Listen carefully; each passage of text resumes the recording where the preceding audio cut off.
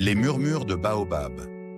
Dans le village de Ngolo, caché entre les vastes plaines dorées et les forêts denses d'Afrique de l'Ouest, se dressait un immense baobab millénaire.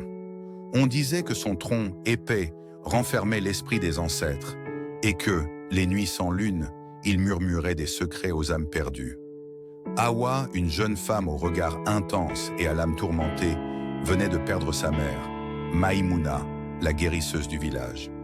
Avant de rendre son dernier souffle, Maïmouna lui avait murmuré « Le baobab te guidera, écoute-le et retrouve ton frère ».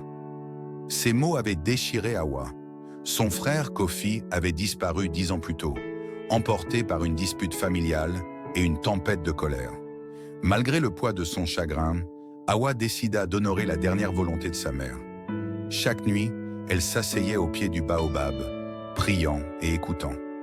Un soir, le vent souffla plus fort que d'habitude, et dans le silence qui suivit, une voix chuchota « Suis l'ombre de l'aigle, là où l'eau embrasse la terre ».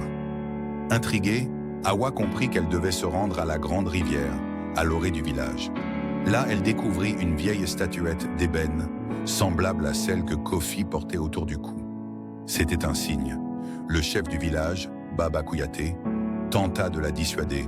« Le passé est un serpent, ma fille. Ne réveille pas ce qui dort. » Mais Hawa était déterminée. Ses recherches la menèrent dans un autre village, où elle découvrit que Kofi avait été pris sous l'emprise d'un marabout puissant, Suleiman, qui utilisait la peur et la magie noire pour contrôler les âmes errantes. Kofi était devenu son bras droit, un homme brisé, méconnaissable, rongé par la culpabilité d'avoir abandonné sa famille. Hawa, armée du savoir transmis par sa mère, utilisa des rituels ancestraux et l'amour qu'elle portait à son frère pour briser les chaînes invisibles qui le liaient à Suleiman. Mais le marabout, furieux, invoqua des forces obscures pour les poursuivre. Une nuit, alors qu'il fuyait, Hawa fit face à Suleiman sous le baobab. « Tu ne peux pas me vaincre », ricana-t-il.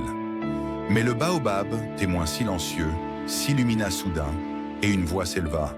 « L'amour est plus fort que toute magie. » Suleiman, aveuglé par la lumière, s'évanouit, laissant Hawa et Kofi libres.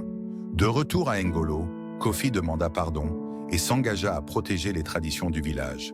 Hawa devint la nouvelle guérisseuse, honorant l'héritage de sa mère. La morale de leur histoire se transmit de génération en génération. Peu importe la noirceur qui nous entoure, l'amour et la foi en nos racines seront toujours notre lumière.